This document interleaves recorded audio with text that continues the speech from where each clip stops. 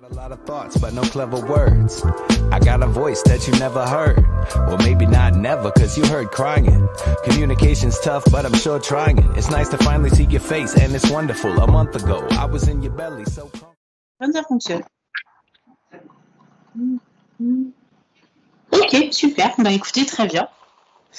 Du coup, ça va être vous, mon spécialiste. Pour des questions, on va dire, plus médicales, en fait, c'est ça? Vous-même médecin? Non, je suis présidente de l'association Endo France. Je suis concernée par la maladie et je connais bien parce que je collabore avec les médecins justement et je suis formée par eux. Donc je peux répondre aux questions générales. Parce que oui, en fait, c'est une formation un peu particulière du coup, l'endométriose.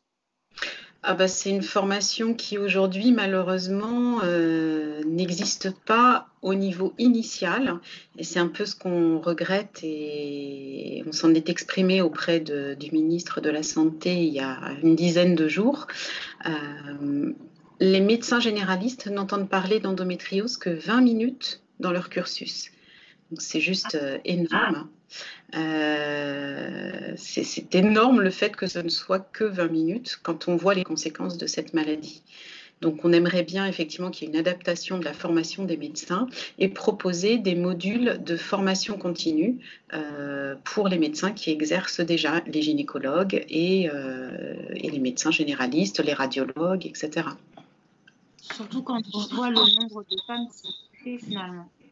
Exactement, une femme sur 10 diagnostiquée endométriose, c'est important. Et c'est une maladie tellement complexe qu'elle mérite vraiment qu'on y passe plusieurs heures de formation. Ouais. Y a eu quand même un petit peu de... On en a parlé, il y a eu un petit peu d'éclairage médiatique. Est-ce que ça a changé les choses ces 4 dernières années? Ce qui change en fait, c'est que les femmes maintenant osent dire leur douleur, osent dire qu'elles souffrent pendant leurs règles et que nous, associations, nous les aidons à les orienter vers les médecins qui connaissent la maladie. Donc c'est ça qui a changé. C'est pas qu'il y a plus de femmes atteintes d'endométriose, c'est qu'on les diagnostique mieux et qu'elles osent le dire surtout. Peut-être qu'il y a beaucoup de filles qui souffraient et qui ne savaient pas et qui se sont posé la question. Exactement, exactement. C'est vrai que depuis 5 ans maintenant que Laetitia Milo a osé en parler plus ouvertement dans ses interviews, dans ses prises de parole, les femmes se sont vraiment identifiées à ce qu'elle vivait et ont osé lui dire. Elle a reçu des centaines de courriers après ces différentes prises de parole, donc c'est important. Elle a permis de médiatiser cette maladie et surtout, elle a passé le message aux femmes qui est de dire ne restez pas avec votre douleur, elle n'est pas normale. C'est ça surtout. Et c'est une femme, je ne sais plus, j'avais vu un reportage en tout cas qui était assez bien fait où elle suivait une femme dans un hôpital pour avoir un enfant. Oui. Oui, tout à fait, tout à fait. C'est pas facile peut-être pour les artistes de s'engager de la sorte. Ouais. C'est vrai que c'est quelqu'un de très généreux qui s'implique réellement, concrètement à nos côtés et on la remercie vraiment, vraiment de ce qu'elle fait. Mais elle a ce caractère généreux, spontané qui fait qu'effectivement, on s'attache forcément à elle. C'est vrai. Donc, pour en revenir à une question, est-ce qu'avoir des règles très très douloureuses, ça doit nous pousser à chercher si on a une endométriose? Mais oui, en fait, la douleur, c'est un signe d'appel. Toutes les femmes ont un peu mal au ventre quand elles ont leurs règles. Ça ne veut pas dire qu'elles ont de l'endométriose. Mais à partir du moment où la douleur est chronique, c'est-à-dire qu'elle revient chaque mois avec les règles, à partir du moment où un cachet de Spasfon ou de paracétamol ne suffit pas à calmer cette douleur et où on est obligé de cesser ses activités habituelles, là, il faut se poser la question effectivement et chercher. D'accord. On va vers qui quand c'est un cas généraliste ou on va directement dans des centres spécialisés? Alors ça, c'est vraiment personnel comme démarche. Quand ce sont de toutes jeunes filles, les mamans vont plus facilement les conduire chez le généraliste. Ensuite, ce sera vers un gynéco, elles seront orientées vers un gynéco. Mais encore faut-il que celui-ci connaisse bien la maladie. Le généraliste également, il faut qu'il pense à cette maladie. Comme on le disait tout à l'heure, il n'a pas forcément reçu de formation adéquate, donc c'est compliqué.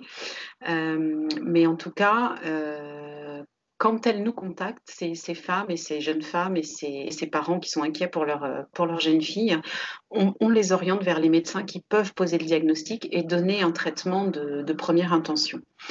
Les centres spécialisés, ça va faire l'objet d'une prochaine réunion avec les gens du ministère.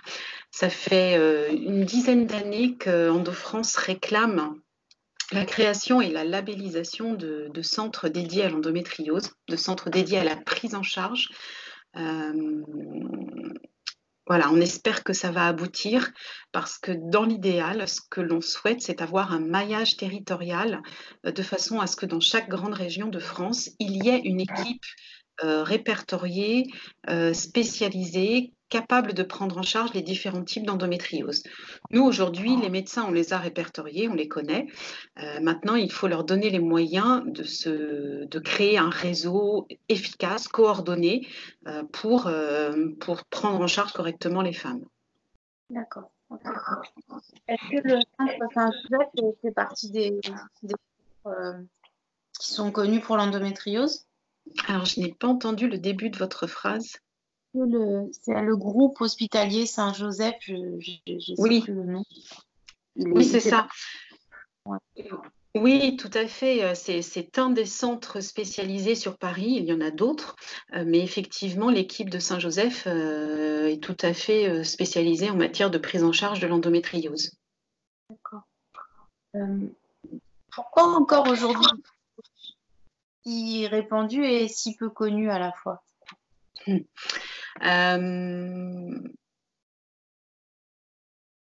Alors, pourquoi est-ce que l'endométriose est si peu connue? C'est une maladie complexe d'abord. Ça, il faut bien en avoir conscience, c'est-à-dire qu'elle ne va pas se révéler de la même façon d'une femme à l'autre. Alors, la douleur pendant les règles, ça reste un symptôme commun et l'un des principaux symptômes, mais il peut y avoir multitude d'autres symptômes. Et il faut trouver la personne qui saura mettre le doigt sur le facteur commun qui est les règles. Encore faut-il que la femme ose dire sa douleur. Pendant très longtemps, les femmes comme les médecins, on a eu beaucoup de médecins qui disaient c'est normal d'avoir mal au ventre pendant les règles. Il n'y a rien, vous voyez bien, l'échographie ne montre rien. C'est dans votre tête. Ça a bien compliqué la reconnaissance de cette maladie parce que du coup, les femmes évoluaient avec l'idée que c'est normal d'avoir mal au ventre, donc je vais me taire, je dois être un peu douillette puisque mon amie, quand elle a ses règles, elle, tout va bien, donc finalement, c'est peut-être moi. Voilà. Donc la femme tait sa douleur, la femme tait ce qu'elle vit et le médecin la renvoie sans cesse dans cette idée que c'est tout à fait normal et tout va bien. Il y a aussi le point que quand les médecins ne sont pas formés, et notamment les radiologues, il est très difficile de diagnostiquer la maladie. Parfois, les lésions d'endométriose ne font que quelques millimètres. Et selon l'endroit où les petits morceaux d'endomètre vont se positionner, ils peuvent passer totalement inaperçus à l'œil, pour l'œil du radiologue, surtout si celui-ci n'est pas formé, n'est pas habitué à chercher des petites lésions d'endométriose. Donc il y a aussi ce manque de formation des médecins qui revient encore une fois pour expliquer le retard de diagnostic et le manque de considération de ces femmes, en fait. D'accord. Qu'est-ce qu'on doit faire quand on est confronté à des médecins qui ne connaissent pas, qui ne reconnaissent pas cette douleur?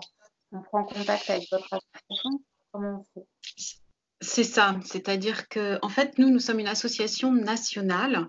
Nous sommes répartis sur toute la France et chacune de nos bénévoles a fait un énorme travail de recensement des médecins qui sont capables de diagnostiquer, prendre en charge et proposer des traitements spécifiques ou des chirurgies quand c'est nécessaire pour la maladie. Donc effectivement, en se tournant vers nous sur notre site internet, elles peuvent prendre contact avec les bénévoles pour obtenir des informations et être orientées en fonction de leur parcours. Un médecin qui dit « c'est normal d'avoir mal au ventre, votre échographie ne montre rien, donc vous n'avez rien, c'est dans votre tête », il faut en changer, il faut changer de médecin. On ne peut pas accepter ça aujourd'hui. D'accord, c'est clair. Et quand on diagnostique l'endométriose, quelles vont être les suites? Alors, ça va dépendre déjà de tout un tas de critères. Ça va dépendre de l'âge de la femme, ça va dépendre de son désir. Est-ce qu'elle veut une grossesse tout de suite ou pas? Est-ce qu'elle veut une grossesse tout simplement? Ça va dépendre oui, de son parcours, du nombre d'années depuis lequel elle souffre, et puis aussi de ce qu'elle veut réellement. C'est-à-dire, est-ce que les douleurs sont handicapantes au point de les prioriser, de prioriser la prise en charge de la douleur, ou bien est-ce que vraiment elle veut un bébé avant tout et voilà. Donc c'est en fonction de son parcours de vie, de son chemin de vie et à l'issue d'un dialogue qu'elle aura avec le médecin, qu'elle pourra choisir les alternatives, parmi les alternatives qui lui sont proposées. Soit un traitement médicamenteux, soit une procréation médicalement assistée, soit une opération. Voilà, c'est vraiment variable selon les cas. Mais en tout état de cause, il y aura une prise en charge, donc soit médicament, soit chirurgical, soit PMA. Parce qu'en fait, l'endométriose nous empêche d'avoir des concrets. Alors, en fait, on dit que sur 10 femmes atteintes d'endométriose, il y en aura 3 ou 4 qui auront des problèmes de fertilité. Donc, ça veut dire 30 à 40% des femmes avec endométriose ont des problèmes de fertilité. Et effectivement, ça dépend, tout ça, ça dépend de la localisation de l'endométriose. Si les ovaires, les trompes sont abîmés, c'est sûr qu'il y aura beaucoup plus de difficultés à concevoir et qu'il faudra, dans un premier temps, peut-être privilégier la piste PMA pour être sûr d'obtenir une grossesse. Après, il y aura peut-être d'autres symptômes et la douleur sera tellement handicapante qu'il faut d'abord prendre en charge cette douleur, soit par un traitement médicamenteux, et si ça ne suffit pas, par une chirurgie qui va enlever les lésions. D'accord. Mais heureusement quand même, endométriose ne rime pas avec fertilité. Et si on reprend la statistique à l'envers de tout à l'heure, ça fait quand même 6 à 7 femmes qui auront un enfant malgré l'endométriose.